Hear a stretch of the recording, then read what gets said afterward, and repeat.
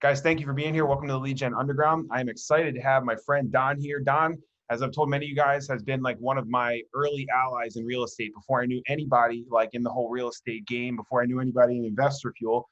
I just met Don. And Don, thanks for being here, man. Tell us a little bit about your background in beast mode, because I know you must have seen like a hole, at least an open lane that you decided to start beast mode. Why'd you decide to start in like where are you going to take it to? Sure. Yeah. So for me, my second wind of coming back to real estate was in 2013, 14. So back in that time frame, Podio Joe McCall was kind of like the big rave at the time. And I learned a lot from him and other guys that were building things out at the time, Schwartz and some of the other guys that were on Podio. So from that, it was a labor of love and something that I just found super interesting. I'm diagnosed ADHD. So when I get into something, man, I dig in and I get a little obsessive in a good way sometimes. So it was months and months and months of building stuff out with the intent of actually only using it for myself at the point that I first built it. And then my partner and I got together and I built it out and got into some of these masterminds, and people started asking to use what I had. And that's kind of how it spiraled out to what it is now. What do you think is the main differentiator between beast mode and anything else out there, including just like a regular Podio setup? The automation and simplicity, because at the end of the day, if you're not consistent with using it, you could have every bell and whistle under the sun and it doesn't matter. And I went down that path and had, 20, 30 different things connected to it. And if I was the only one that could click the 15 buttons to make it happen, that's not much fun either. So simplicity is everything, and consistently being used is a huge part of it. Yeah, absolutely. Well, I think you sit in a really, really unique position, you and a few others that I know, because you're dealing with other investors who are then in turn, doing what we do. And so from my perspective, I think you get to talk to a lot of investors across the spectrum, newbies, intermediates, and then certainly some advanced guys. Tell us a little bit about what you think the advanced guys are doing differently than maybe everyone else. Sure. In general, what I find or see from most of the advanced guys is going to, and guys or gals, because there's definitely some that are doing well on the female side as well, Absolutely. is that they have usually 2 to 3 marketing channels that they're very good at, and they know exactly what works and what doesn't work. And it's not a Kentucky windage of I think it works. It's I've tracked the numbers, I've adjusted fire here and there. And over the last year or 2, 3 years or more, I've been able to consistently close deals. And if I spend X amount, then I get this amount that comes back through the door. And so a lot of guys with the direct mail, I would say in general, see somewhere between a 3 to 5 multiplier of whatever they spend comes back. And then, we've got some of the new channels of cold calling and texting, and it just determines what does that look like and what is the cycle time. So I will be the first to say that I love direct mail. It's been my go-to and key. When we were sending everything out, we were sending 15, 20,000 mail pieces in the Midwest. That worked well for us. And those numbers were consistent with that 3 to 4 multiplier for the direct mail. And it was consistently coming back through. But the cycle time for it was either low hanging fruit coming through the door, or it was 9 months or more down the road that they'd come back to you if you were following up with them. Some of the other channels that a lot of us now use nowadays, texting, things like that, for me, from what I've seen, is more of a 90-day cycle. It's a very quick turn if it's going to work, from what we've seen. And so if you can know that, you can spend a certain amount of money allocated to those different channels to get your money back through the door. Does it take 90 days to get my money back? Does it take 9 months? That's a big deal. And cash is kind of right now for a lot of people hurting with certain things that have been happening. So you've got to know how long it takes for you to spend $1 to get $1 back. And part of that is tracked inside of beast mode. And that was those small little things like that seem like small details, but in the grand scheme of things, those small things can be very large things if you're paying attention to them. Yeah, absolutely. Someone just said that I want to give credit to Jason Lewis. I think it was him. And he talked about advanced marketers versus beginner marketers. And he made a point that I hadn't thought of before. And he said that advanced marketers are so confident that they're going to spend $1 and get 3 to 5 back. When you're beginning, you're like, oh shit, $5 grand. Am I going to get anything out of it? And that was my first experience with direct mail, dropping 3, 4, 5 grand and getting a few phone calls, or sending, 4 postcards to each person and only mailing a quarter of the list accidentally. Like, those are a few things that I actually did. So yeah, when you're an advanced marketer, you have that confidence. You're like, I know I can send out this campaign and get this back. So that's a really good point there. Yeah. And on that side of things, the consistency of sending it, have that plan, that marketing plan out there, calendared, scheduled, and, every 6 to 8 weeks, you're going to send XYZ out and continually do that. And because sometimes in the new beginnings, you're like, I only have $200, $1,000, whatever, right? Then it becomes okay, maybe I can't afford to set it 6 to 8 weeks. That's ideal, but I can't do it. So I got to do it every 2 to 3 months. At least consistently continue to do that, because what you see is guys that are doing it and sending it, and they're getting those pieces 4, 5, 6 times. That's where people are finally turning when it's time. And it's really about timing and being in front of them. Because I have some friends that are in the Southern California and California markets that I talk to, and every once in a while they'll quote unquote try direct mail, and they'll send 50,000 postcards once, and then they send nothing. And then they claim that direct mail doesn't work. Yeah. It's not that it doesn't work. It's just they went about it the wrong way, and you try to talk to them and tell them how the consistency is the important part, but they don't always listen. So that's the big takeaway. If you're going to do it, plan it out so that you're going to have, every 6 to 8 weeks or whatever you can afford, that consistent touch point. And whether that's mail going out, then a phone call, then a text, whatever, figure that out and what you want to do, and make sure that you're consistently doing it. Yeah, absolutely. Great point. All right, let's dive into direct mail a little bit more. Some of the best guys that I've seen are surprisingly not sending huge amounts, not that 50,000. Like, there's a few that come to mind that are between 5 and 10,000 pieces. And I don't want to say ultra scrubbed, but like ultra stacked and then removed against duplicates. And then they're scrubbing against some demographics, and really between 5 and 10,000, and they're knocking out 6-figure months. Do you think there's like a sweet spot of how many mail pieces or anything? Can you give us any insight there in just like the volume? I can say that I think it's the stacked list are the key to that. And it's going to be typically some niche list along with some of the demographics. And what I would mean by that is, if you can get something like your tax default list and then stack it against not only absentee owner, but vacants. So you have it's absentee, it's vacant, and it's town tax list, you're going to have a lot better chance that there's something there that they want to get rid of that pain point.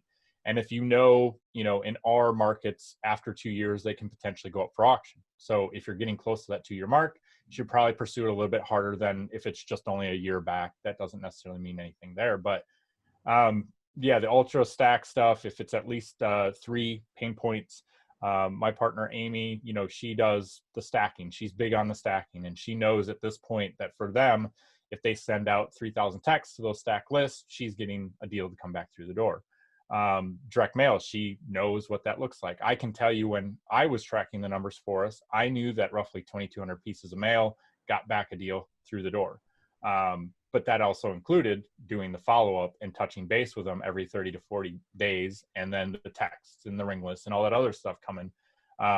Because otherwise, if you just simply sent the direct mail piece and prayed that they called you back, you were getting probably 60%, maybe 50% of the response that you would have if you kept doing that follow-up and bringing it back through the door that way. So yeah, absolutely. All right, talk to me a little bit about how, again, going back to some of the more successful guys, gals, teams, however you want to put it, how are they structuring their team to work inside of Beastmode? Like, I know there's acquisition guys and there's lead managers and whatever else you want to call them. Tiffany High last week said that they have a follow-up specialist. Sounded like it's a lead manager, right? Calling all the, I guess, leads that they don't know about the motivation to qualify them. But in your experience in talking to these guys, how are like the best teams set up, and how are they working in Podio? Like, who's doing what? Yeah. So I've heard a couple of them doing the follow-up specialist side of things as well. And so that gets to a point when you're down the path and down the road and you have, 4, 5, 10,000 items inside of Podio, it becomes very difficult to follow up with everything consistently. So you have somebody that's really what they do. And so an example of that is one of the guys out in the Midwest is they have stuff come through the doors. They follow up with it. They send the text, the ring list, and they have their people calling every 30 to 45 days and touching base for the leads manager side. Once there's something there and they've shaken the tree and they've got something that sounds like it's possibly ready for an appointment and they need to make a change, or they're taking action to move, or whatever the case may be, they transfer it to a salesperson at that point. At any point, if that goes for 6 months and they're not able to convert, they're pushing it into the follow-up stage. And at that point, that's where that specialist is coming in. And that's all they do. Every day, they're calling, texting, reaching out, seeing how things are. If something comes of it, then they're pushing it back over to that salesperson, that specialist. And for the most part, you've got to be able to, however you want to do it, prioritize what your salespeople are looking at, what they're touching base with, because otherwise they're going to get bogged down in the weeds, and their specialty is sales. And if they're calling over and over and not talking to anybody and it's just low motivated, nothing there, you're wasting their talent. So you've got to get the good stuff in front of them.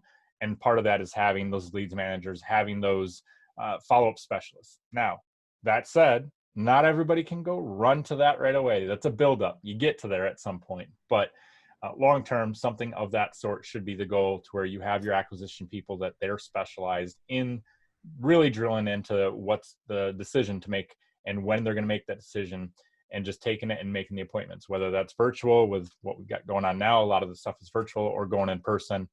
Either way, that's really where their specialty lies, and you've got to get them on the opportunities to get out there. For us, we knew that we would try to at least get somewhere between 10 to 15 appointments a week for each ACT person. And if we could get that, they were doing their job, they were going to close and meet the numbers that we wanted to get to. Back, when I was tracking the numbers year and a half ago, to get that 15 to 20 appointments grand total, and we had 2 people that were going to appointments. For us, that was sending out 15,000 direct mail pieces. That was sending out roughly 15,000 RVMs a week. And that got us to that number. Back then, we weren't doing the text. Now, Amy and them are doing text and using those different platforms to do text. But that's what that looked like for us. Yeah, that's amazing. That's a lot of mail pieces too. Yeah. All right. We've talked before about, I know around Beastmode, like no lead left behind. And Beastmode, how it tracks so well, when they've come in and whatever other category tags you want to add. Inside Beastmode, I use a lot of views and a lot of category tags. And then I use the automated follow-up. The automated follow-up is just worth every cent to me for Beastmode for what we pay. Just because, guys, in my follow-up system, in the first 7 days, they're getting 5 texts and they're getting 4 voicemails in the first 7 days. And then we kind of drip it out to 60 days after that, and they're getting an additional 7 and 7 from day 8 to day 60. And for us, that's just been huge, because then we're not spending all that time having to manually dial. Now, what are some of the best people doing for not losing leads that they already have? Because that is a huge feature that's a huge function of your CRM, to be able to track those leads and not call them once and then forget about them. Yeah, for us, like you mentioned, I'd say the underutilized thing that is important to learn at some point is the Podio views. And so as long as you're updating the status, or what we call next action, updating that as you push them through your sales process and putting a next contact date, that makes it to where it's literally impossible to have stuff fall through the cracks within our platform, the way we suggest running through the sales process. So if you're familiar with Podio, it's got left-hand column views when you come into an app, and we've got basically buckets, and that runs you through the sales process or funnel. You start off as a new, you then push over to calling to get more information. Once you determined if they're ready for an appointment or follow-up, you push them to one of the two. If they tell you to remove them from the list, fine, remove them from the list. And then from there, you're basically setting appointments, going on appointments, and pushing them through to get the offer, to the contract. And at any point in time, if it's determined that they're just not a good fit right now, you put them into the correct follow-up bucket, whether that's just general follow-up, appointment, offer, or contract follow-up. And at that point, that's when you turn the drips on. So the drips are available in any of those kind of 4 buckets for follow-up. And then you've got short-term versus long-term. Short-term is going to send something out of the box every 3 to 7 days for about a month and a half, kind of aggressive, trying to get them to call back in. That's text and ringless as an option. And then the long-term stuff is every 30 to 45 days for 12 to 18 months. And again, sending out text and ringless. And in between all of that, ideally, if you're putting the next contact date, you're calling them. So you're touching base with a phone call, building the rapport, you're getting the text, the ringless. And if you're sending direct mail pieces, they're getting a direct mail piece every 6, 8 weeks, whatever the case may be. So when they make that determination that it's time to move on and pull the trigger, you're the only person probably out of 98% of the people that have touched base with them that they've seen your name at least 6, 8, 10 times by that point. Everybody else was probably in there once, maybe twice, and they never heard from them again. It's funny that you say that because I've gotten so many deals and I ask why. And people are just like, well, you're the only one that like, you were really persistent, or you're the only one that actually called. Like other people would send a mail piece, but they wouldn't call. And they were like, oh, you're the only one we like heard their voice. So we decided we felt comfortable with you. And Yeah. so I think it's really crazy that people will even just call once or twice and not more than that. Like I'm super persistent and I know I've gotten so many deals out of it. So guys, you can't do that enough until they're really pissed off or something like that. But keep pounding. So it's one of those things where people tend to have a lead flow problem where they don't have enough leads, but there's also the other flip side of it. If you have too many, you can't actually put the attention to the ones that you have, and you're letting stuff fall through and drip through the cracks, and you're not calling when you said you would. And all that takes is 1 or 2 times where you said you were going to call next Thursday and you call Friday. And you're going to get somebody like me, and I'm going to be blunt and honest right now. You get somebody like me where you're going to piss me off if you tell me you're calling Thursday and you don't call. You call Friday, I've already written you off. And you do it again, you're done. It doesn't matter how great of a person you are, you're done. So if you say you're going to call. If you say you're going to answer or go somewhere or do something, do it. And that'll put you ahead of 99% of the guys that are out there. Most of them are low-hanging fruit types where it calls in, and if somebody's house is just ready to go and they're like, I'm moving next week, they're out there, no problem. And that's why some of the guys, no offense to anybody, but a lot of guys like the PPC leads, because a lot of times that stuff is low-hanging fruit. They're ready to go right this minute. If you've got to nurture something and bring it along, that's where a lot don't want to do the work, don't want to put in the effort. But there is the advantage, I think, of there's a lot more there if you're willing to do the follow-up, and the size of deals and size of assignments or flip or whatever you want is going to be substantially larger, in my opinion, from what I've seen by doing something like that. Yeah, so much. It's funny you say that about PPC because I'm new to the PPC game, and Ashley runs all of our marketing and our campaigns, but she's just set it up. She's just really got our websites now really honed in and started to turn on a lot of the paid traffic. And I had my first 2 calls yesterday, booked 2 appointments just off of 2 calls. And they were pay-per-click leads. And so, yeah, like you said, low-hanging fruit. But the other ones, you have to work a little bit longer. And I think that's what people aren't willing to do. So talk to me about, you see a lot of people across different markets, big and small. And someone just asked me this today. They were like, well, what should I do first? And I was like, well, what size market are you in, major or minor market? Talk to me a little bit about the different approaches that you see of like a major market versus a minor market, and then maybe what kind of lead gen someone should start with. So for us, we've always played in some of the minor markets. A good amount of them will pick, for us, it was 4 counties. They were minor markets, but 4 counties. And with that, the idea that there is no competition and it's all flowers and everything out there, that's not the truth. You're going to have to work a little bit harder in certain markets than others. It's just what it is. However, in my market in Wisconsin, if we sent out, 2,200 pieces of mail, we could get a deal. But our deals at the time were roughly somewhere between $10,000 and $12,000. Then I have friends that are in Southern California that, yes, they've got to send more mail, but they're knocking out 75 and 100K like every deal. So it's a give and take. You're going to have to work a little bit more maybe in Southern California and do a lot more follow-up and a lot more touch and base and building rapport. But when you do pull one, it's going to be 8, 10x of what mine normally would be in a Midwest market. So give and take there. What I will say is, depending on what your budget is, in some of those major markets like that, you're definitely going to want to do some very small niche list if you're going to do direct mail. If you're going to do any type of blast to absentee owners, things like that, big, large list, that's not what I would recommend in some of those bigger markets like that. You're just going to have a lot of people, a lot of new people.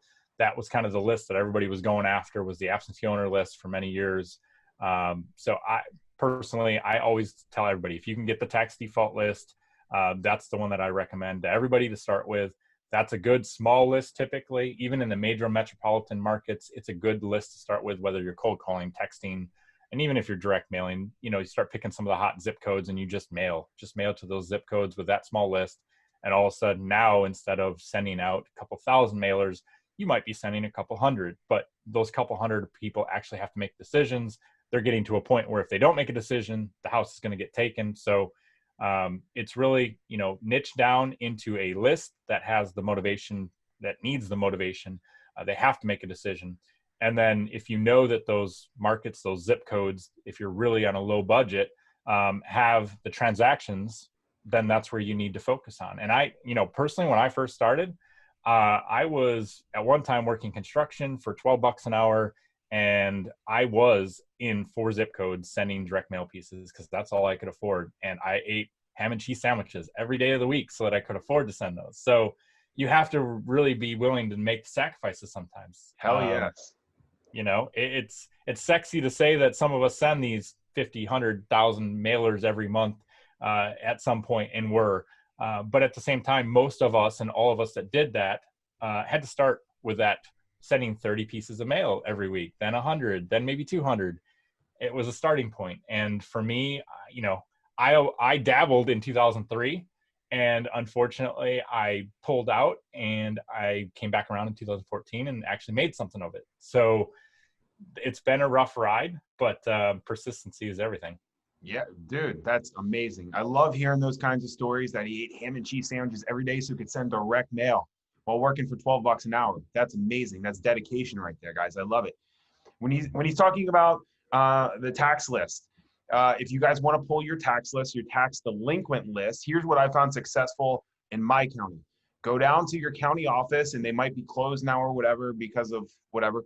Call in and find out who is the FOIA officer. Ask who is the FOIA contact, the Freedom of Information Act officer. And they might tell you off the bat there is none, or they might even tell you there's no tax delinquent list. They'll say, oh, we don't have a list. Just say, okay, who's the FOIA officer that I can speak with?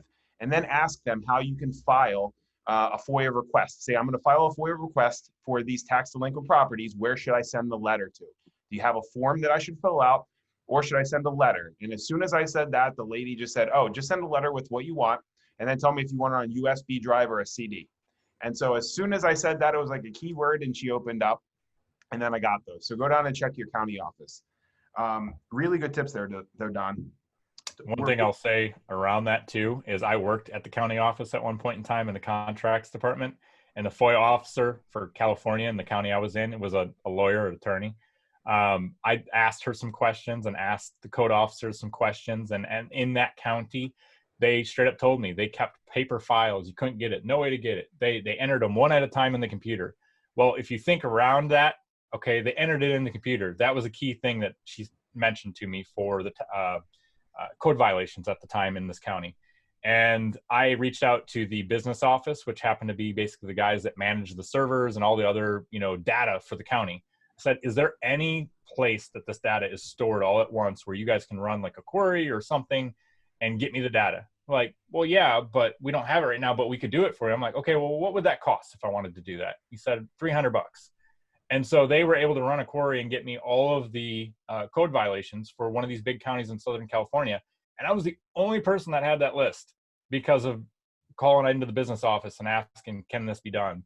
It was that simple, but no one else had done it. No one else had kind of figured that workaround of where the data is stored. So kind of think about that at some point too, if you're getting well, we don't have that, or we don't have a way to give it to you. Absolutely. Really good point there. Because if you're the only one with the list, what does that mean? Oh, it's going to be a fantastic list, man. Nobody else has it. You can't go on List Source and just buy it and pull it down. Yeah. Fantastic there. All right, we're getting back to the back end of the show here. Talk to me a little bit about some of the automation inside of Beastmode and kind of where that's going, because that's just been so huge for me. Talk about some of the features inside of Beastmode that can be automated for those that might not be aware of that. Sure. So as items are coming in, we're tracking the dates of when they were created, and then as you push it through the sales process. So new lead, appointment set, appointment completed, offer, contract, closed deal. We're going to track exactly when that button was clicked, what date, and who did it. And then ultimately what that allows you to do is, if you're going to run any type of weekly meeting, monthly meeting, whatever you're doing to track your numbers, you'll know at that point, if I set 15 appointments, I complete 12, I make 8 offers, and I get 2 contracts, whatever the case may be. But without tracking those numbers on a historical basis, you would never know what your trend is, up, down, whatever the case is. So part of our system is it's tracking that, letting you see that data on a historical tracking point. From that, you also have other things like when you're calling out, you're clicking buttons that say, hey, when I made a call for sellers and I was trying to get a hold of them, I made connections or I left voicemails. And so the important part behind that is, if I make 100 phone calls, do I make 50 connections? Do I make 70 connections? Or do I make 10? You got to know how many connections it takes to get in front of people. And then ultimately from that, how many contracts am I getting? And that lets you know kind of roughly how many hours you need somebody on the phone to get those appointments, those offers, those contracts. Those are little, tracking points that we track that not a lot of others track. But in the grand scheme of things, when you know those and it's tracking that gets you to a point where now you get to know on a large scale, I can just do these over and over and over, and I will get the same results roughly. Okay. And then you start to look at campaigns. So as calls come in, we're tracking things like call rail tracking numbers. So if you're sending direct mail, you've got a different tracking number for those different mail pieces that you're sending out, different lists. And so now you get to see, hey, if I sent 10,000 pieces of mail, in the grand scheme of things, I've had a 2% response rate. I got X amount of appointments. My cost per lead was this. My cost per appointment was this. And then at the end, when you start converting them, it'll tell you what your conversion ratio was. As far as, if you get 25 leads, what does it take to get to an appointment or to a contract and close deal? And then really the net and gross numbers. So if I spent 10 grand, do I make 50 grand, or did I spend 10 grand and make 10 grand? Should I stop doing that one? Absolutely. And guys, I always hear, even in our mastermind in Investor Fuel, we always hear a lot of people that have problems with tracking their KPIs.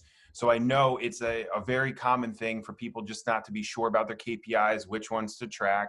But let me tell you that Beastmode makes it really simple if you know which ones you want to look for. So you can create icons on your dashboard, right on your home screen, and it'll start reporting all of these things to you. So if you're having trouble tracking some of your KPIs, you should look at the 3 or maybe 5 that you want to start tracking. And then you can actually tell Beastmode, you can make calculation boxes and all kinds of things and count boxes to tell you what those things are without having to do it manually. I think that's a really, really underrated feature inside of the Beastmode space that a lot of people could use. So, if you're struggling with those KPIs, you want to learn how to do that inside of Beastmode. Yeah, absolutely. And go ahead. I think I've been with Beastmode now for like 4 years or something, man. It's been like since the very beginning, since I started. I did one deal. My first deal was 25K cold calling, and I was like, all right, I'm getting a legit CRM, and I'm going to start paying for marketing. That's just when I jumped into Podio, when I jumped into Beastmode, right, and started paying for it, and I haven't looked back. And in that time, I've seen you add a whole bunch of features, take requests, do custom stuff for people. But talk to me a little bit like smartphone. The integration for smartphone has just been awesome. Talk to me a little bit about the future and kind of the direction of where you want to take Beastmode, or any features that you want to add in or anything like that. Yeah. So, over the last 12 months, maybe 18 months, these texting platforms have been huge for a lot of people using those. So as some of these have come out and as people have wanted those connections, as a new one comes and people are using them, we've gone out and created specific apps and specific automations for those. So we're getting everybody connected into those texting platforms. Just today, earlier this morning, we posted, hey, if you're wanting to track your outbound calls, this is something that we're looking at doing with CallRail, bringing in the call recordings and tracking the outbound calls. Is this something that's useful? From time to time on these weekly Q&A calls that we have, we hear some of the similar questions. Can it do X, Y, Z? And if the answer is no, and I hear it a bunch of times, we're going to look into actually making that something that we connect into. And I think that's one of the big things that's important with some of these CRMs, because unfortunately, a lot of them, you get whatever you get and you're kind of locked into a box. It is what it is. For us, thankfully, we're very confident with Podio and how we can make different things automated and build custom stuff for it. So if we hear some of the same responses or requests over and over, it's pretty easy for us to then say, all right, we're going to build something out. We're going to ask kind of what you thought that looked like. Does this look like what you were thinking? And then normally we'll give it to 4 or 5 different people, get some feedback. And then after that, we'll release it to the mass at that point. So, overall, right now it's been just kind of getting the call rail automations as dialed in as possible.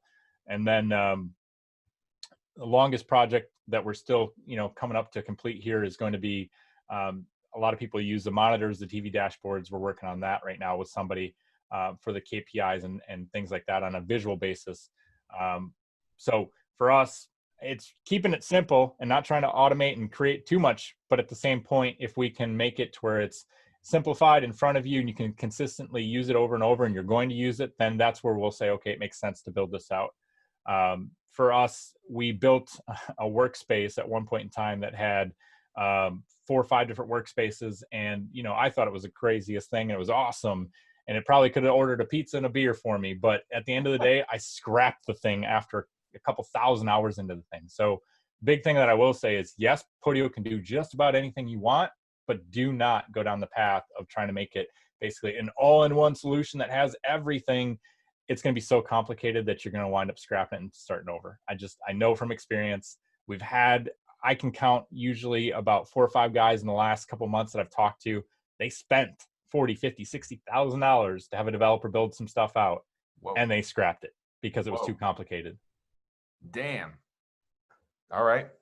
Last question here. Talk about, like I just said, I hopped in beast mode after like my first deal, and I just knew, I was like, if I commit to it, I know I'm serious, because at the time it was a big enough bill for me where I was like, all right, if I'm paying for it, I'm definitely going to use it, and kind of pulled me forward. But talk about when should someone, do you think, not use beast mode? Like when's too early, and then when should they use it? Because I know you have a free version of it with easy button, right? When do you recommend that someone hops into beast mode? So part of it is, have you closed a deal? Do you know how to get from A to B and get it closed, and then B to C, and obviously sell your contract? If you've already done that and done that a couple times, at that point, it now may make sense to do beast mode. May make sense. At any point, even if you've closed a couple deals, if you think $200 a month is going to cause a problem with getting marketing out on a consistent basis, then you're not ready yet. Because I don't want you to make a decision of the CRM versus marketing. Marketing always wins. I'm not going to sugarcoat it. Marketing's got to go out. So, the free tools and the free version that we have through Easy Button REI, that one is really built out for you to get started. Put in your seller's information, put in the property information, your notes. And the only thing that I'll bring up is in Podio, the bottom right-hand comments box. Shy away from that if you're going to use the free version and then move to the paid version. The reason is the notes don't move over from the comments box, but there is a text box where we call it an additional notes field where you should put all your notes. We can move all that stuff over. Once you move over, you'll have all the automation. So, for most, they're going to have to probably close, I would say normally 3 to 5 deals to kind of get their wings underneath them and really understand the process. And I would never want them to try to have to figure out, how do I wholesale and a CRM at the same time, right? You need to know the process of how to wholesale first, and then let's worry about learning the CRM. Yeah, absolutely. That's great advice. And I love it that you don't really like push it, on the newbies. You have your free product for that. And I think that's amazing. So great job on that. Where can they find out more information about beast mode? You have videos online, or what should they do if they're interested? I've had several people reach out to me who were interested. Sure. Yeah. So beast mode itself, getting kind of a demo video, if you will, and some more information is reiautomationsquad.com. And the free version, if you're looking for that, is easybuttonrei.com. And the free tools course will have that. And literally, we just give it to you, and it's yours to do whatever you want with it. You could automate it on your own if that's what you choose to do, but you can do whatever you want once we install it. Dude, I love it. And last question, totally last question. What is your BHAG? What's your big, hairy, audacious goal? Why do you do everything? Because you're putting in a lot of time and hours. Why do you do it?